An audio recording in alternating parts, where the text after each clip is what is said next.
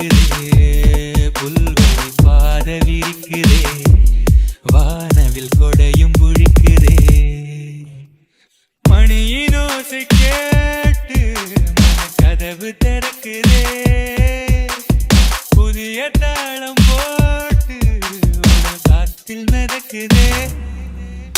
இளங்காத்து வீசுதே, இசை போல பேசுதே, வளையாத மூங்கிலில் ராகம் வளைஞ்சு ஓடுதே, மேகம் முழிச்சு கேக்குதே.